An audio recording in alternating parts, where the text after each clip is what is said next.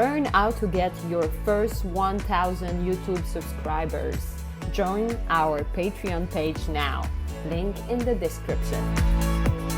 Et on est en direct en français. Je sais qu'il y a beaucoup de monde qui nous écoute in English, mais là, ce soir, on est à Montréal et on va parler français.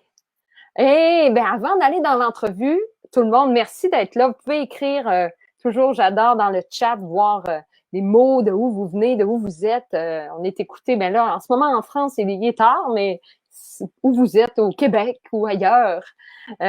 Puis, dans le fond, je voulais vous parler, ça va bien, le Puppet Podcast, on grandit, on a de plus en plus de visibilité, les médias sociaux, on conquiert ça, on en apprend beaucoup à tous les jours, je vous dirais. Et là, on a découvert le Patreon. Pour ceux qui connaissent pas Patreon, je vous explique juste rapidement. C'est une plateforme, c'est intéressant, c'est pour les artistes, pour faire valoir leur art, montrer ce quoi ils sont capables. Et puis, on a comme une sorte des patrons, des mécènes, si on veut, qui donnent un montant mensuel pour nous encourager, supporter notre travail. Et puis, le Puppet Podcast a son Patreon. Il y a des forfaits à 2 $, à 7 $. Et chaque forfait donne des avantages. Alors, à 2 $, ben c'est en anglais. Là, je vous dis, on fait beaucoup d'anglais parce que le territoire américain, tout ça, vous connaissez. Mais si vous parlez anglais, vous voulez pratiquer votre anglais. Moi, je pratique beaucoup. Et ben c'est génial. À 7 $, c'est Ellie, mon copain qui fait des tips pour nous aider avec les médias sociaux, aider les artistes vraiment à démystifier tout ça. Et celui à 7 $, c'est des workshops avec des marionnettistes. En ce moment, beaucoup des Américains. Et là, ce qui s'en vient, je vous le mets à l'écran juste parce que c'est trop le fun, le visuel. C'est avec des builders de marionnettes, des fabricants, et c'est How to Create Quality Puppet Mouth Palettes, les palais de la bouche en tant que telle des marionnettes. Alors, c'est vraiment intéressant. C'est une gang de Los Angeles, en Californie, Swazzle, qui s'appelle. C'est eux qui ont fait toutes les marionnettes pour la série Kidding. Je sais pas si vous avez vu avec Jim Carrey. Il joue un marionnettiste. C'est super drôle, puis il y a beaucoup, beaucoup de marionnettes là-dedans. Alors, eux, ils ont eu ce gros contrat-là, puis ils ont honoré ça avec brio, là, si vous avez eu la chance de voir ça. Sinon, allez voir leur démo reel, vous écrivez Swazzle, puis ils en ont fait du stock, surtout en télévision. Donc, ben c'est ça, c'est ma petite promotion. Et puis, ben vraiment, allez voir ça, Patreon.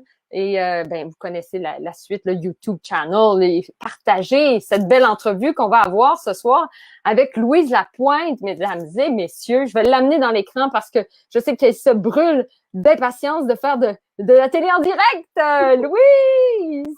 Bonjour! Allô, merci d'être dans le Puppet Podcast. Ben, merci de l'invitation, c'est un honneur. Oui, mais ça me fait tellement plaisir parce que c'est vraiment pour moi une femme de théâtre à Montréal qui a conquéri le milieu, ou du moins les subventions, tout ça. Tu es allé chercher beaucoup de choses pour faire valoir l'art de la marionnette.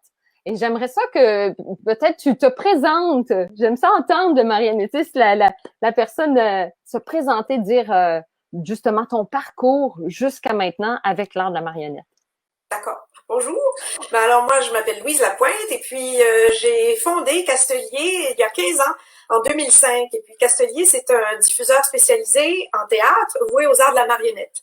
Et puis avant ça, moi, j'ai étudié les arts visuels, j'ai étudié la scénographie et la technique théâtrale. Et après, je suis allée étudier aussi la fabrication de marionnettes. Moi, je viens de la matière, je fabrique des marionnettes, mais je ne joue pas. Mais je suis une passionnée et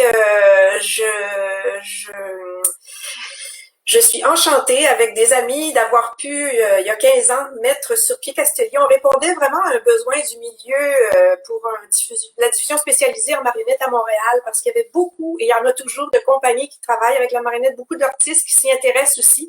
Alors, c'était important qu'il y ait de la diffusion spécialisée en marionnette et depuis, ben, je pense qu'on travaille beaucoup au développement de la diffusion et aussi de la pratique et on soutient la création. C'est super. Moi, j'adore ça de voir toute ta passion qui est là. Puis maintenant, il y a la Miam. Ça, c'est Oui, toute une aventure aussi. oui, ça c'est, oui, on est très fiers. D'ailleurs, je suis dans la MIAM, c'est mon bureau ici. La MIAM, c'est la Maison internationale des arts de la marionnette, et c'est une maison qui est vouée à la recherche, à la création en marionnette. Alors, la maison offre ses espaces en location. On a un studio laboratoire, un espace multifonctionnel pour faire des ateliers, ainsi qu'un atelier, un établi bien outillé pour fabriquer les marionnettes. Alors, la MIAM, justement, aussi répondait à un vieux rêve de l'Association québécoise des marionnettistes d'avoir un lieu voué à la marionnette à Montréal. Alors, ensemble, avec la QM et Castelier, on a répondu à un appel à projet en 2013 qui a été lancé par l'arrondissement d'Outremont pour remettre en valeur une bâtisse qui était vétuste et qui était vide depuis 2006. Et c'était les anciennes écuries des pompiers d'Outremont. Alors, la taille de la bâtisse nous a charmés et ensemble, on a déposé notre projet et c'est lui qui a gagné. Alors, ça a pris 5 ans de valeureux efforts et de travaux incroyables et de rénovation pour que la Miam ouvre enfin à l'automne 2018. Et depuis, elle bourdonne d'activités et elle loge à la fois les bureaux de Castelier et aussi ceux de la QM. C'est fabuleux d'avoir tout ça réuni au même endroit. Ça, c'est vraiment... Ah oui, on le sent beaucoup, le dynamisme que ça a créé. Là, on est très content, on fait de la mutualisation de ressources humaines, matérielles, et le fait que l'AQM et Castelier, on a des vocations très complémentaires. L'AQM, c'est une association disciplinaire et nous, on est un diffuseur spécialisé. Alors, nos missions se complètent et vraiment s'enrichissent l'une l'autre. Alors, c'est une joie d'être ensemble ici dans ce magnifique lieu. Oui, c'est tellement génial. Si vous avez jamais été à la Maison des arts de la marionnette, mais je pense que notre audience, c'est surtout des marionnettistes, mais vraiment, ça vaut le détour d'aller voir aussi le site web. Il y a plein d'images. Fait que vous pouvez aller voir ça. Alors, ben, ma chère Louise, est-ce que tu es prête pour mes questions formelles d'entrevue? Prête, pas prête, on y va. On y va.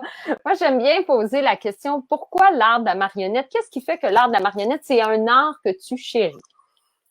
J'adore la marionnette parce que, avant tout, c'est son côté poétique, moi, qui m'interpelle et qui ne cesse de me fasciner. Son côté métaphorique et sa façon de toucher sans passer nécessairement par le texte. Oui, des fois, des spectacles de marionnettes utilisent les mots, mais souvent pas du tout. Et c'est plutôt l'heureux mariage de la matière avec le geste et parfois le texte qui nous amène dans des mondes extraordinaires. Et moi, c'est la poésie, tout ça qui ne cesse de m'interpeller. En fait, ça fait plus de 30 ans que je m'intéresse et que je vis pour la marionnette. Et je pense que ça va continuer. C'est beau de dire que c'est poétique. Puis c'est vrai, je pense que c'est ressorti souvent au Popette Podcast, la poésie, les possibilités, les libertés. Est-ce que tu pourrais nous parler de ton coup de foudre? Quand est-ce que c'est arrivé, ça, ce coup de foudre-là? Est-ce qu'il y a un moment marquant? Oui.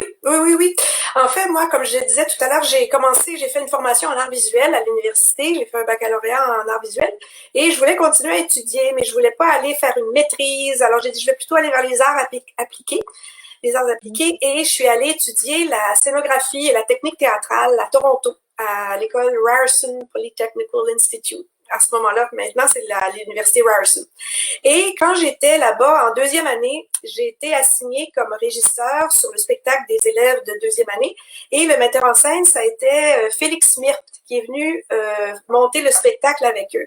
Félix Mirpt, c'est un de nos grands marionnettistes ici, qui venait de l'Allemagne, mais qui a vécu les dernières 50 années de sa vie ici au Canada. Et il a vraiment changé l'art de la marionnette ici et à l'international. Félix Mirpt, il est dans les livres, il a travaillé beaucoup pour les adultes, il a fait des shows mémorables au Centre national des arts pendant des années. Alors, tout ça pour dire que quand j'étais à Ryerson, j'ai commencé à faire la régie sur ce spectacle-là et Félix avait monté La Vie de Galilée avec des manches à balai et des boîtes en carton. Et je suis restée scotchée, comme on dit. Et ça m'a tellement impressionnée là, de voir le jeu et la théâtralité de ce qu'il arrivait à faire avec la matière et le comédien, que j'ai dit, moi, j'aimerais ça faire ça. Puis je pense que la marionnette, ça allie mes deux formations. Ça allie ma formation en art visuel et en théâtre. Alors, quand j'ai fini l'école à Toronto, Félix Smith habitait à Sutton. Et j'ai travaillé plusieurs années avec lui sur différents spectacles, tant en tant que régisseur, mais aussi en tant qu'artisan. Alors, il m'a beaucoup... Félix, c'était aussi un très, très grand sculpteur, un grand metteur en scène. C'était vraiment quelqu'un de très fort, très doué, très drôle. Et alors, c'est grâce à lui que moi, j'ai eu le coup de foudre et que j'ai tant appris, autant sur la fabrication que ensuite sur la manipulation et aussi sur la mise en scène. Et voilà. Alors, moi, ça a été mon coup de cœur. Ça a été mon premier mentor en marionnette. Et après ça, ben, j'ai continué à me former, à apprendre d'autres techniques, à aller étudier ailleurs, je veux dire. Et voilà. C'est lui qui m'a vraiment initié à la beauté et à la force de l'art de la marionnette.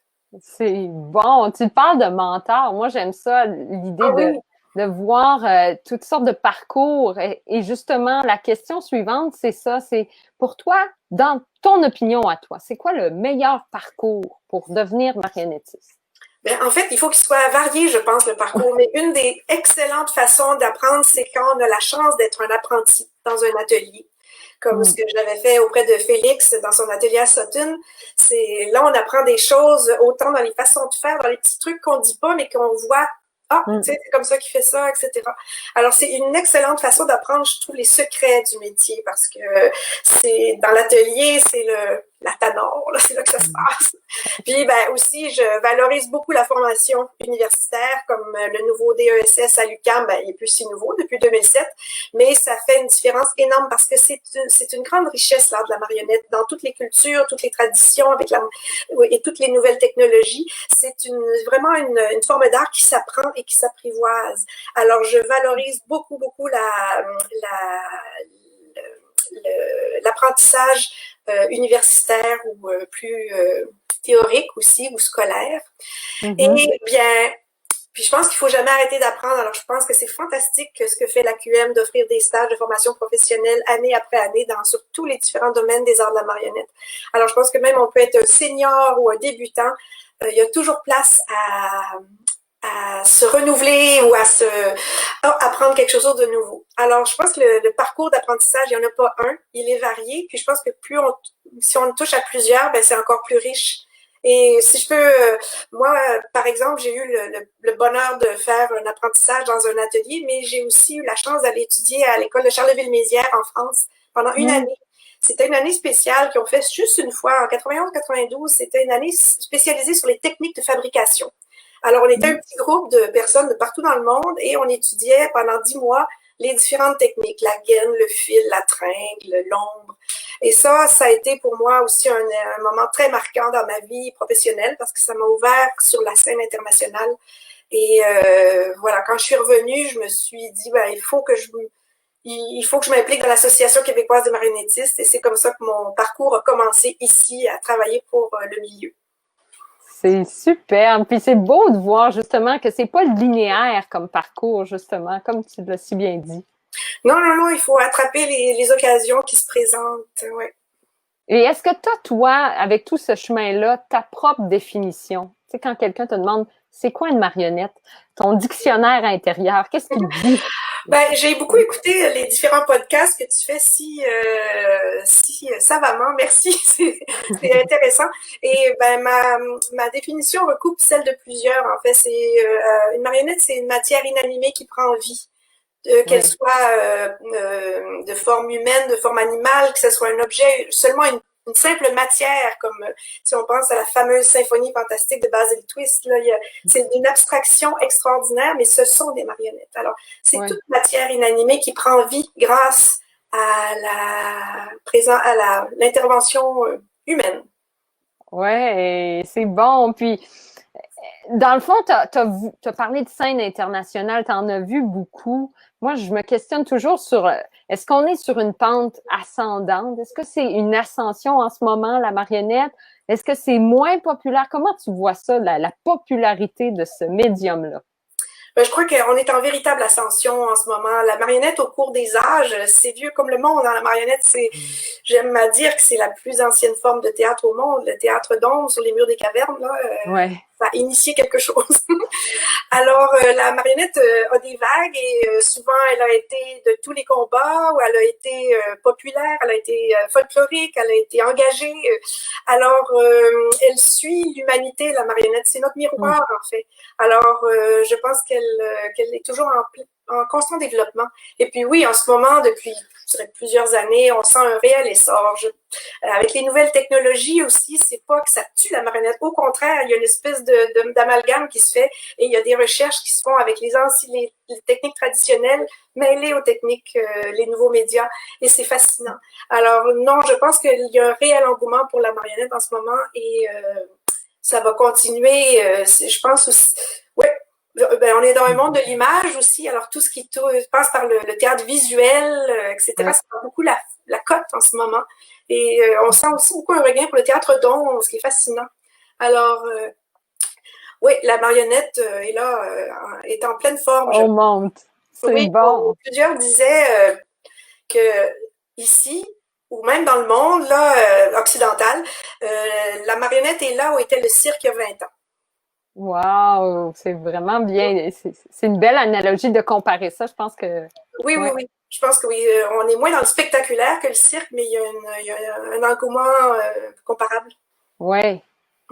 C'est bien. Et là, c'est une question des fois un peu farfelue, mais tu sais, est-ce que tu crois qu'on a atteint le plein potentiel? Ben non! Ça, je sais que tout le monde dit ben non!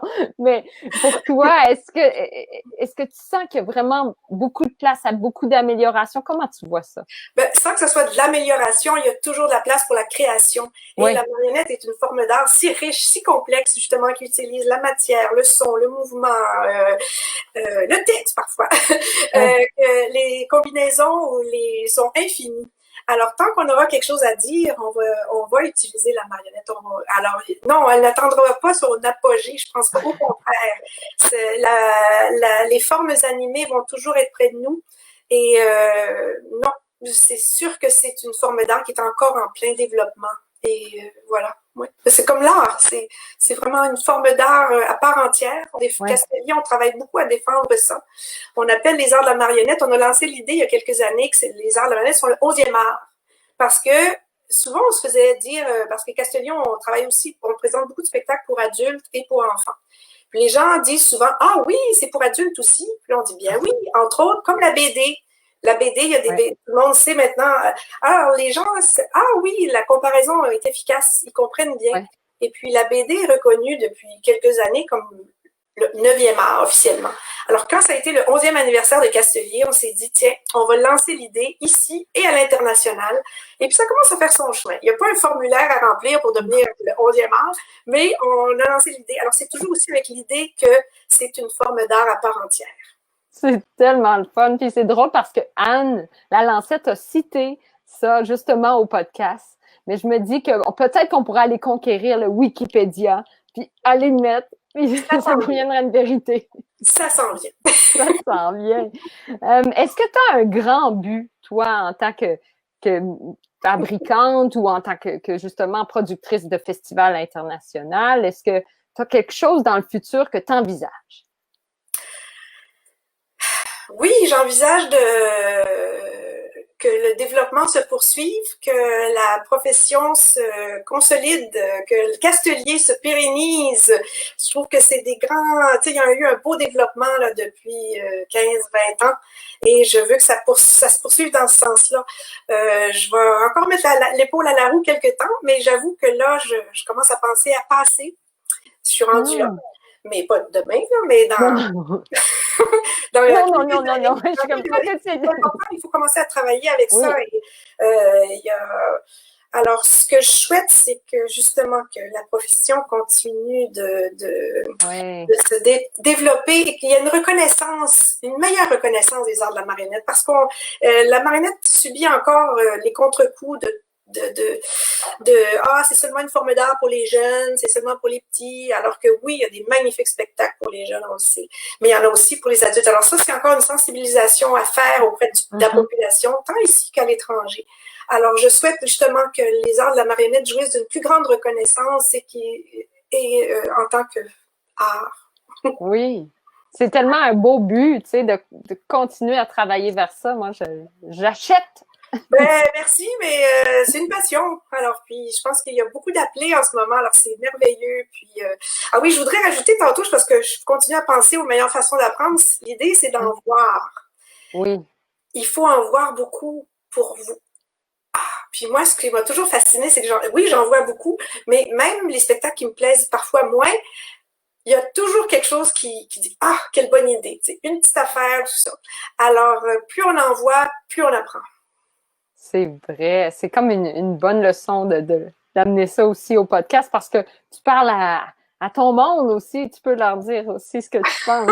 C'est Je vrai. fais pour ma paroisse, je fais de la diffusion, alors je développe mon public, mais c'est vrai que plus on en voit, plus on fait des découvertes. Oui. Et où tu vois l'art de la marionnette dans 10 ans? Ben, je le vois avec encore plus d'adeptes. Je pense qu'il y a il y a des événements qui se développent en ce moment. On voit les Sages Fous à Trois-Rivières qui sont en train de créer un nouveau lieu à leur tour. Dans l'Ouest canadien, il y a les Old Trout qui vont avoir aussi leur lieu. Alors, on sent qu'il y a une volonté de créer des lieux de création.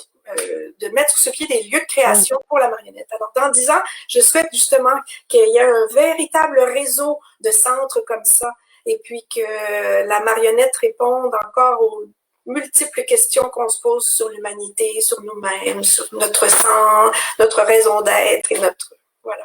Ça, oui, c'est vrai, parce qu'on parle rarement de ça, mais ça nous amène à nous questionner aussi sur notre place dans le monde. Cet art-là, ce médium lui-même amène ça. Comme je dis, c'est un miroir. Hein? La marionnette nous renvoie notre image. Alors, selon le choix de matière qu'on utilise, elle renvoie différentes facettes de nous-mêmes. Et c'est vraiment, pour moi, c'est vraiment une façon de questionner notre existence. C'est une recherche, une vraie création comme toute forme d'art. Alors, voilà. Et pour conclure, est-ce que tu nous aurais une belle marionnette, peut-être que tu as fabriquée près de toi, que tu voudrais amener à l'école? Oui, j'en ai quelques-unes. En fait, je voudrais parler de celle qui est derrière moi. Ça, c'est pas moi qui l'a fabriquée. Ça, c'est la marionnette Me.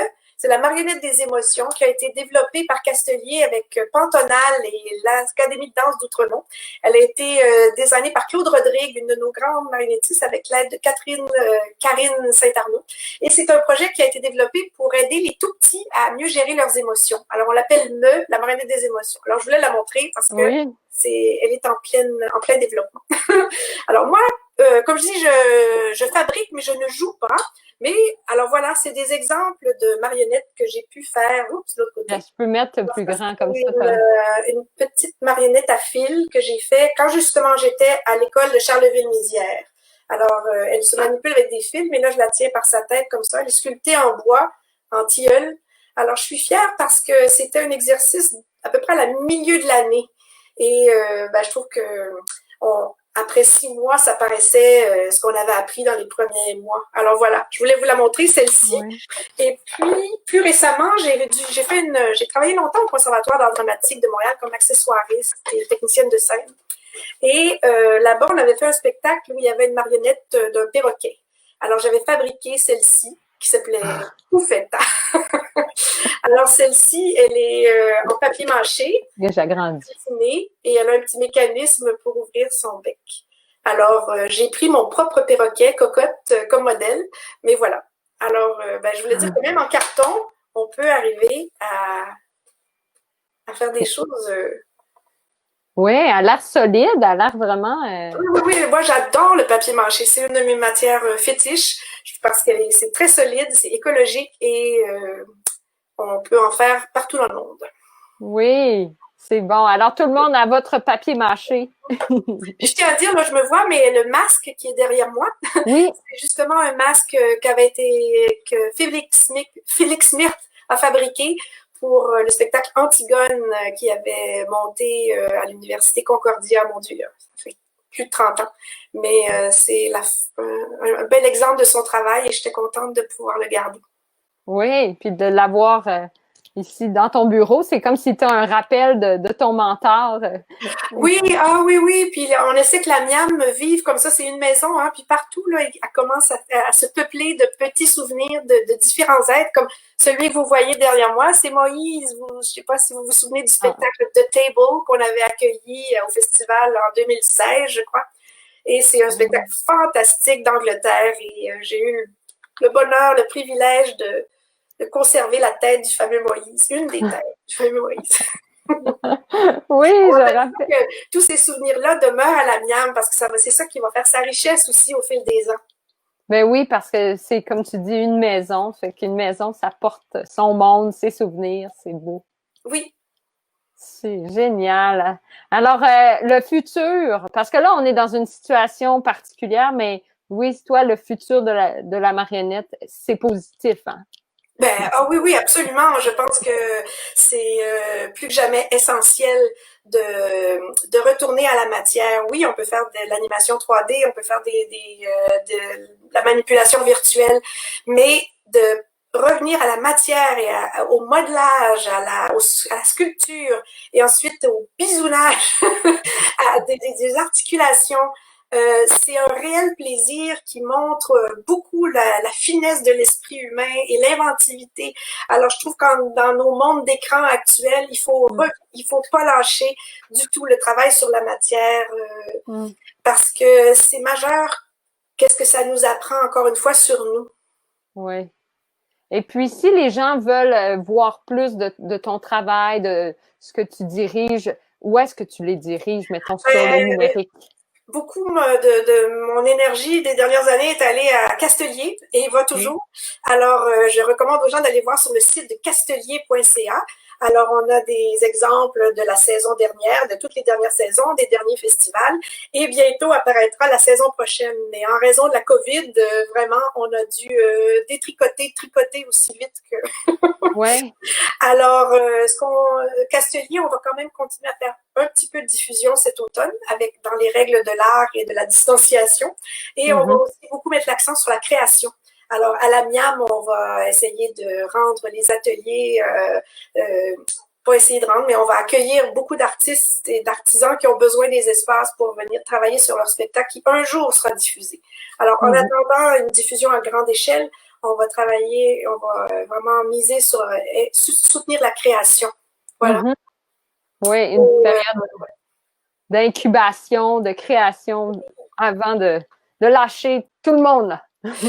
Oui, puis ça prend tellement de temps, on le sait, la création, et en marionnette encore plus, parce qu'il faut fabriquer, il faut réajuster, il faut réparer, etc. Alors, si on a ce temps-là qui nous est imposé, profitons-en dans ce sens-là pour justement approfondir des recherches. C'est vrai. Merci beaucoup, Louise. Merci pour tout ce que tu fais pour l'art de la marionnette. Merci d'avoir été là. Oui. Ça résonne. Moi, j'adore ça. Alors, tant mieux si ça porte fruit. Oui, parce que je pense que ça fait des petits, on le voit, ta passion est contagieuse, puis même contagier le Popette Podcast. Merci, Caroline. Puis félicitations à toi aussi de faire ça. T'amènes ta touche personnelle et je trouve que c'est très, très sympathique et vraiment, je suis honorée de faire partie de ta brochette. De ma brochette d'entrevue. Bien, merci beaucoup, Louise. Alors, reste là. Je te repousse de l'écran, mais on se parle après l'entrevue. Okay. Ça marche. Yes. Et tout le monde, merci d'avoir été là, d'avoir écouté ce magnifique entrevue. Moi, j'aime ça, les femmes de tête, de passion, qui ont de la suite dans les idées. Alors, Louise représente bien tout ça. Merci à elle. Et tout le monde, suivez. On a une autre entrevue jeudi avec quelqu'un qui est aux États-Unis, Léo Velasquez, qui fait la marionnette encore. Il pratique, là. Il y a toute une aventure à vous raconter, en tout cas. Et j'amène dans l'écran, en finissant, n'oubliez pas notre super workshop qui s'en vient. Ça va être le 7, notez ça à l'agenda, le 7 août. Un vendredi, ça va être à 4 heures, on va faire ça. Ça va être à 7 heures, 4 heures Pacifique pour eux, les gars, en Californie, mais 7 heures pour nous, vendredi le 7. Donc, bien, merci tout le monde d'avoir été là et bien, je vous dis à bientôt pour un autre épisode du Popette Podcast. Bonne nuit, bonsoir. Learn how to get your first 1,000 YouTube subscribers. Join our Patreon page now. Link in the description.